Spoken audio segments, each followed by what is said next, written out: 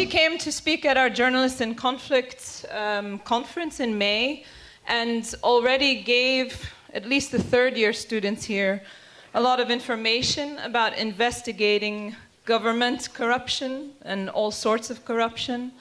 And today she's going to speak further about that and maybe inspire you to look at at the people in power a little bit differently, and to think about the possible stories of corruption that exist in your own country, in your own city, in your own village.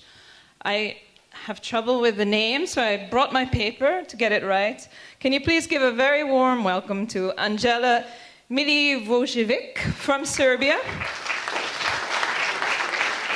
I'm Andjela, living in Belgrade, finished Faculty of Political Sciences as a journalism department student, now working in Center for Investigative Reporting. We basically do a lot of things connected to organized crime and corruption. And before I continue, I think that people are telling me I need to go up because of camera.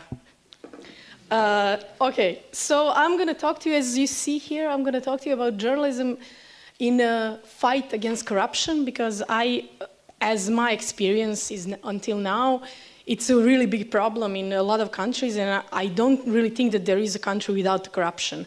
And from my experience, I'm going to tell you how big it can be, how it can affect all of your lives, and how you as a citizen need to know about corruption and need to care in one part of the problem, and on the other part of the problem, you as a journalist should report about it.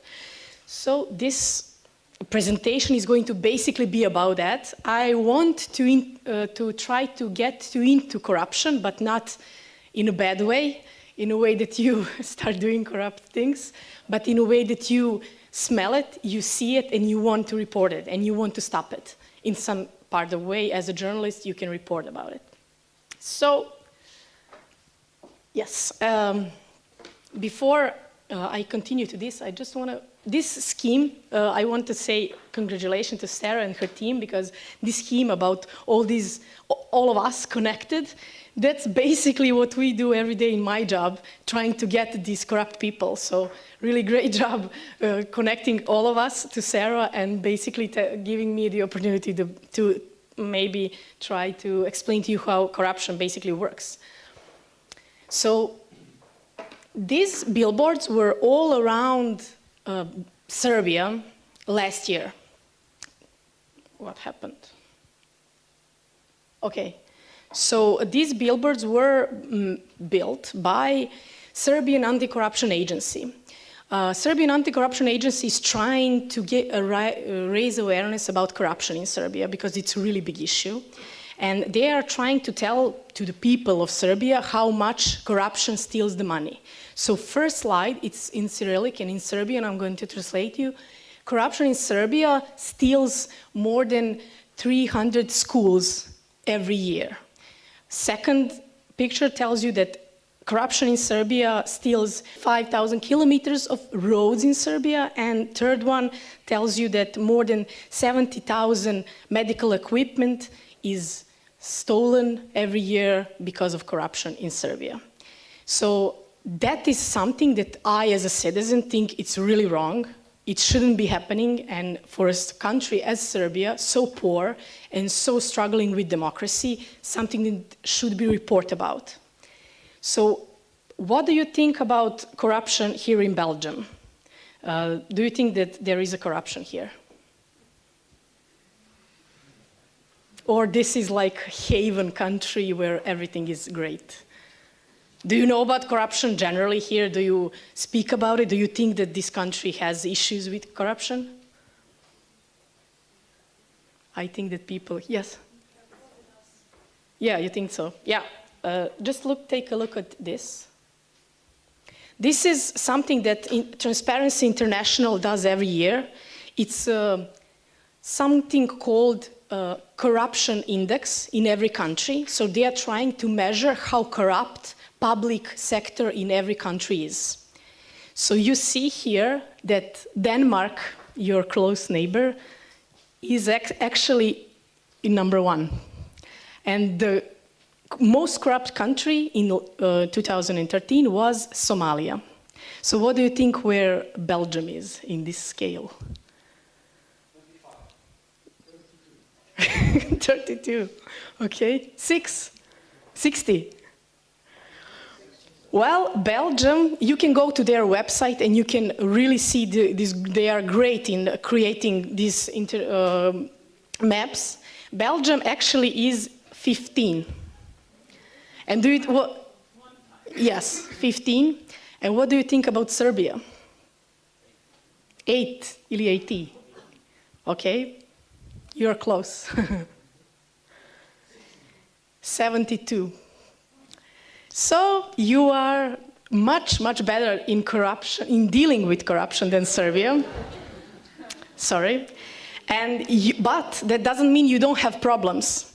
Even Denmark, with the country in first place, doesn't mean that they don't have corruption. It means that they have the best laws in fighting corruption and the best implementation of laws fighting corruption. So this is why I believe that you should definitely check it out, how crazy it can be regarding corruption. Can somebody maybe tell me about some corruption scandal here in Belgium? Do you know about some scandals? Because I was Googling it and you had some. So, but I'm interested in, do you maybe know about corruption in Belgium? Do you follow something? Corruption example? I'm not 100% sure whether corruption is the right word for it, Yeah. but lately there's been this scandalous affair in justice. Namely, there's some people who trade drugs. Yeah. I think it was cocaine. And the police used a Dutchman as an infiltrant to get to those drug dealers and to set up a whole trade. But it's not really allowed by law.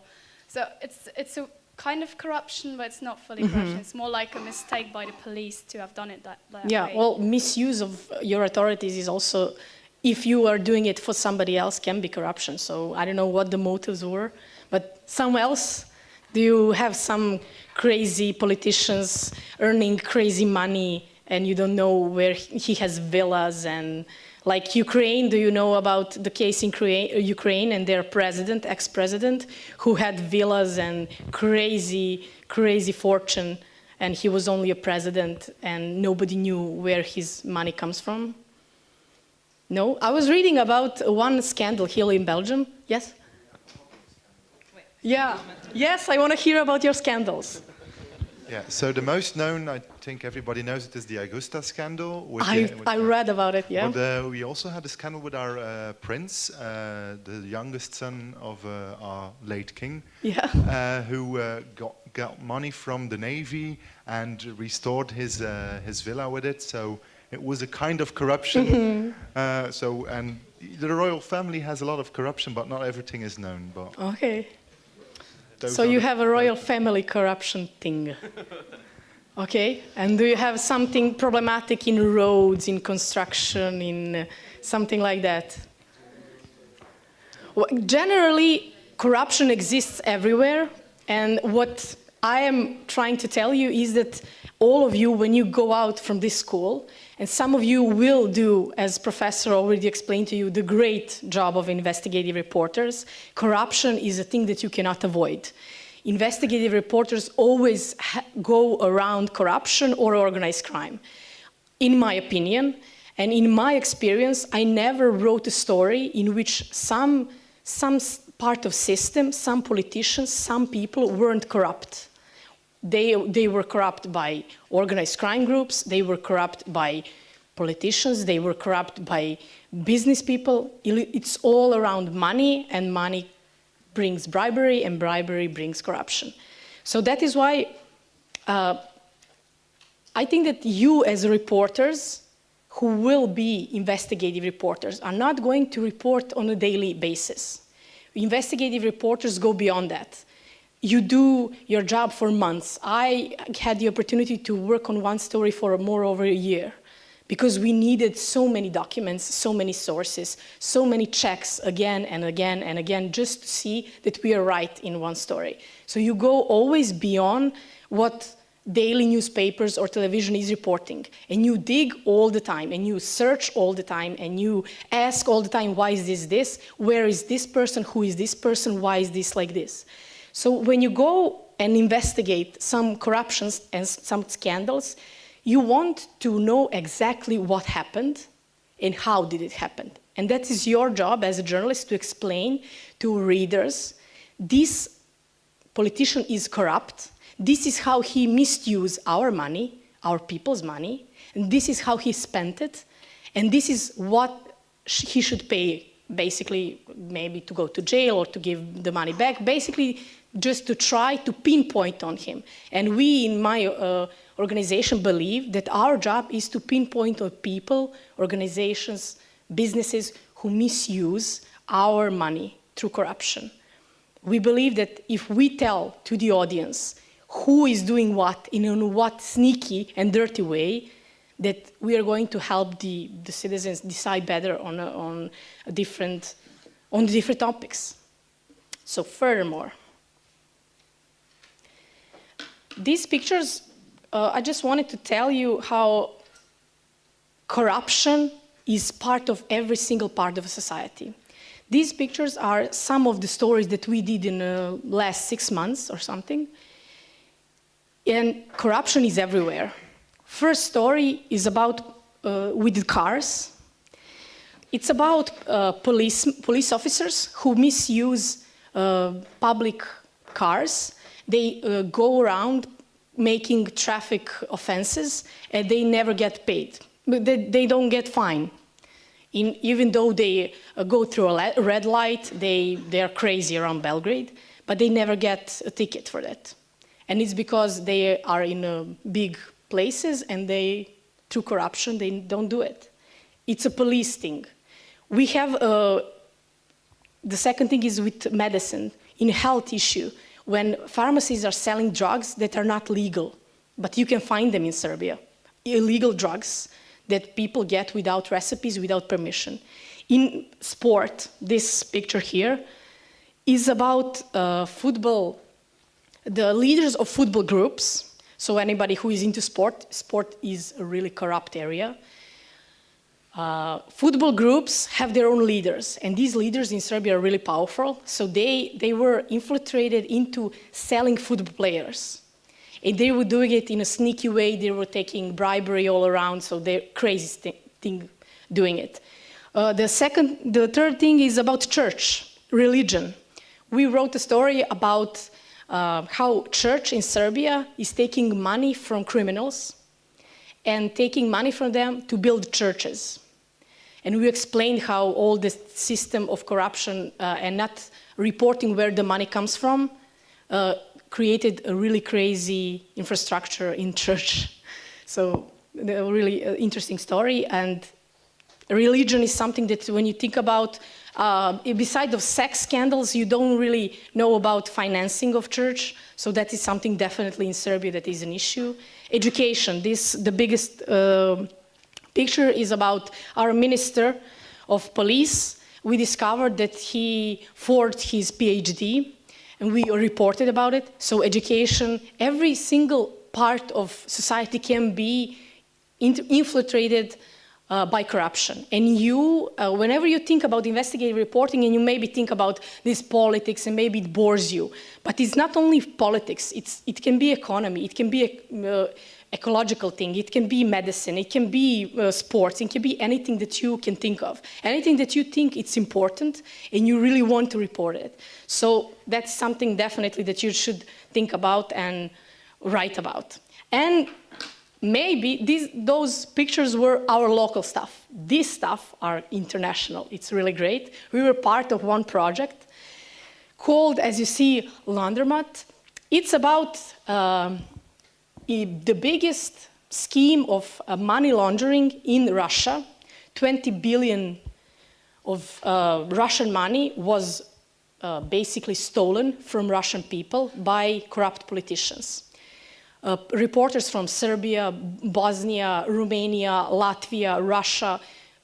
I think 15 reporters got together and worked for more over a year on this project, and it was published 2 months ago. It's a really great project. It can show you how much on international level. In this project, Russia, Latvia, and United Kingdom are the countries involved in laundering these tons of money from Russian people. So from a local things to this international scheme, you can report on corruption. And it is really big. It can affect not only your life on a local level, it can affect whole Europe, basically, because this scandal pretty much doomed some of the banks, and people save money in banks, so people lost the money. This is something that I wrote just to make you to think about your job and make you think about what is your place between organized crime groups that do corruption, police, and you as a journalist. This is some kind of list. You can change it depending on a topic that you work on, but this is something that you can somehow use during your investigation, because organized crime groups operate internationally. Of course, as you know, all organized crime is connected everywhere. So criminals don't care about borders, religion, anything. When it comes to journalists, you can do that also. This laundromat project proves to you that when journalists come together and when they organize themselves, they can do a lot. But we are in an advantage when we want to report about this stuff. And police is really in a bad situation. And why? Because police works in a formal way. They need to go around, they need to go and send formal requests, they need to go and investigate stuff. But we as journalists, as organized crime groups, just need a click to some colleague in Belgium, for example, if I want to check some documents for Belgium. So this list, informal cross-border cooperation for organized crime groups, is also informal cooperation within the journalist community. Of course, police enforcement has to do it formally. They have to send requests. It takes time, blah, blah. So when you think about businesses, organized crime groups only want money. When you think about journalists, well, we want to discover who is spending that money and why. But police enforcement, well, they, of course, are obliged to follow politics. And they need to respect the laws, they need to respect everything that is enforced for them. So they are slow. Make a huge amount of money, organized crime groups. We are limited in a budget, of course, and investigative reporting, it's really expensive, it's really hard, and you cannot find a lot of newsrooms that will give you the opportunity to work for 6 months on one story. But, of course, as you can see here, law enforcement also is limited with budget, so they are also slow as we are in that sense. Organized crime groups will do the bribery. Law enforcement can receive bribery, so they are similar in that, but we as journalists shouldn't do it. The main focus of our organization and organization that I work is that we never receive money, and we never pay for sources to give us information. We think that's not right, and we don't do it. And the last thing, organized crime groups stay in shadow. They don't do it, of course, in a public square because they will be arrested. We also need to stay in shadow because when you investigate something, you don't want the person that you are investigating knowing that you are investigating them. But the problem with police enforcement is that they leak information. In Serbia, it happens all the time. Police is investigating some criminal, the information are leaked, and he runs away. It happens all the time. So this list is basically something that you can think about when you are an investigative reporter. What are the benefits of your job, and what faster you can do than law enforcement, and on the other hand, what is something basically that limits you. Most often, it's the money. This is something that I wanted to just repeat from the previous session. I wanted to encourage you to use documents. Records, as you can see here, and sources. Records that basically, it's the essence of my job. I send public information requests daily. I get tons of documents, and I search all the time, because in documents you can catch them. You can catch that amount of 1 million that went to some politician's company for no reason, as a donation, right? You are getting millions of dollars from some corrupt gang member as a donation, or something like that. So business records, company records, informations about their financial reports, inspections, everything is tool for you to search. And you can do it, especially here in Belgium. I will show you the list of online databases.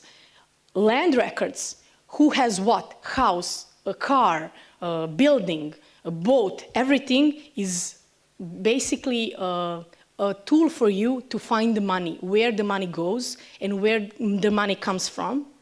Criminal records, of course, you can go to a judge and ask them for something, but you can also search for criminal records, court files, police investigations, intelligence info, if you have a source in intelligence office, if they want to talk to you. And on the other hand, sources, when you get the documents and when you see basically how the money goes around, you go to sources and you confirm every single thing, because sometimes you are maybe wrong. You are maybe wrong in interpreting the documents, and then you go to live sources and you force them to explain to you how this money came from this, and why is he misusing the money, and how he broke the law, and why is he doing that. So all of these live sources can be something that you can think about when you're working only on one story. So that is something that we do generally for every story that we publish. And in the end, this is something that you have in Belgium. All public records. You can search for them online. Of course, you can get them on the other way, so going to institutions, but this is all online. So you can now go to some of these websites and search for court documents, search for business register, search for, I don't know, property, or something like that. So basically everything that is online and that is a document for something connected to corruption is a tool for you to use it and to prove corruption. And you can find this in this website created by great investigative reporter, Paul Radu. He created it just to make it easy for us journalists. It's international database of all databases of all countries basically in the world that have something online. And in the end, freedom of information requests. I saw that Belgium has a freedom of information request. I don't know if you had the opportunity to send some requests. I encourage you to do it. It's really easy. And you can do, I saw that you had it for a long time. Serbia has it only for 5 years. But you had it for a long time. You have 30 days to wait for an answer. That's like for your law. And you can ask for public information and for documents. And you can write to institutions, and you can send them an email. So I encourage you to ask them all the time. If you see that somebody is building a road, ask for a contract. See what the contract tells you and see if there is a corruption there. This is something that you can ask for and that you can't by your law. In Serbia it's different. We have a really great law. That's the one thing that we have that's great. But generally, I encourage you to send just to try on, to see what will you get. From your local municipality, ask them what is their budget if they don't have it online. Ask them what's the salary of a mayor. Ask them something, and you will see how great information can be. And because of that, I thank you for everything. And I think that maybe sometimes you think that investigative corruption is really hard, because corruption, the biggest issue is proving that corruption is there, and the biggest issue is proving that somebody got the money or somebody got an interest from something.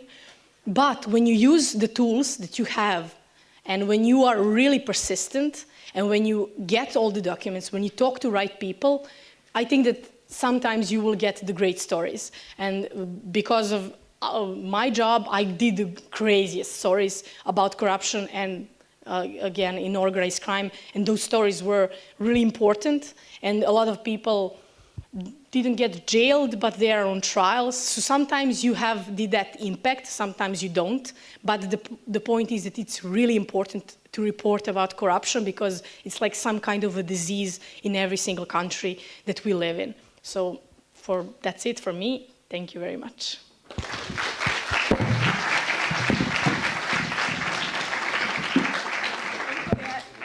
Okay. Questions for Andjela?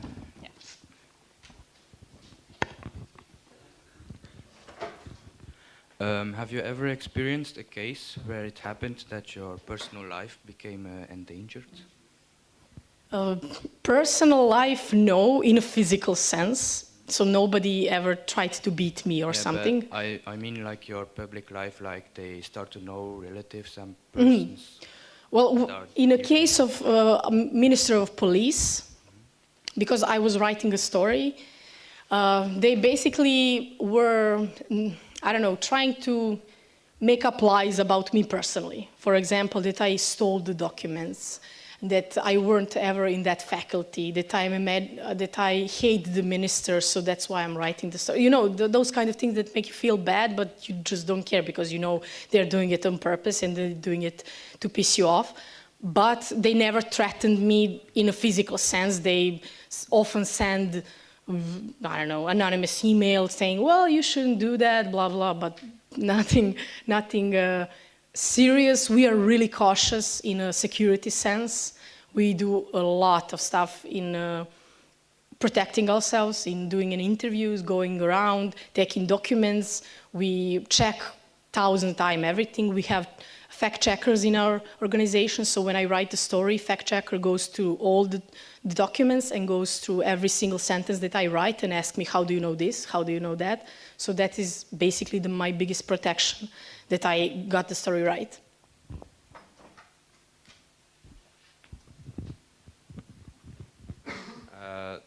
When talking about crime and corruption, do you think Serbia is no better off or worse than during the Tito era?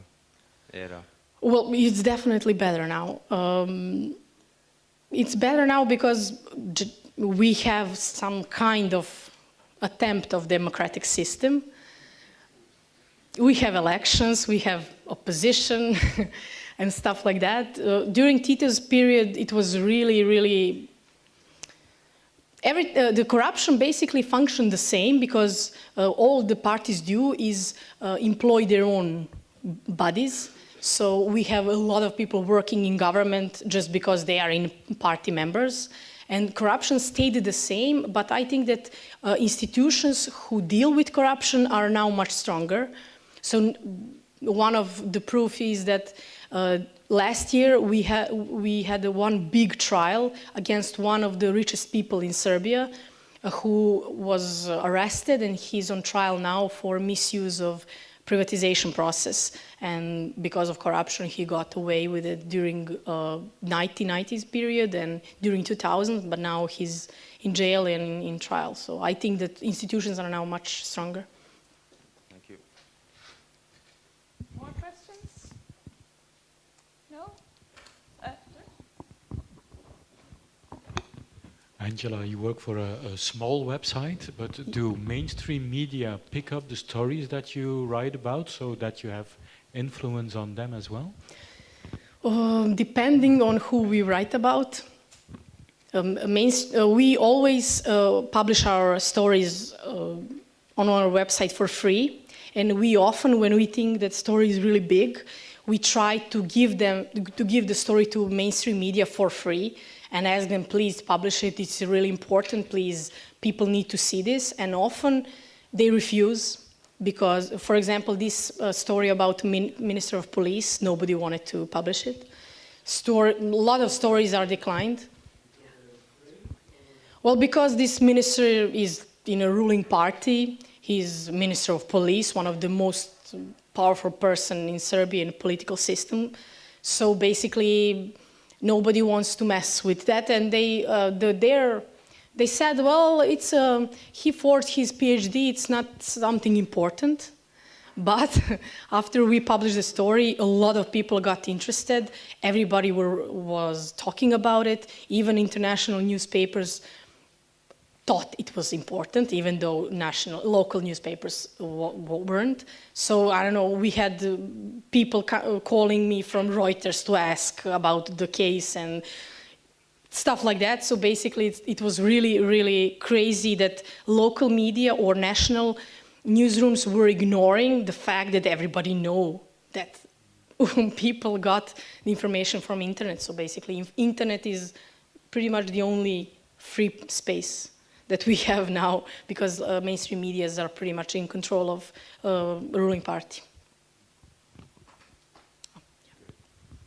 Look, just to comment on that last point, I mean, basically what that means is that you defeated every other media in the country with that story. It's a competition. You won the competition. Okay? They lost Thank you for that. And that's one of the reasons that those guys are on the way down and people like you are on the way up. Well, I hope so, because they don't deserve to be up.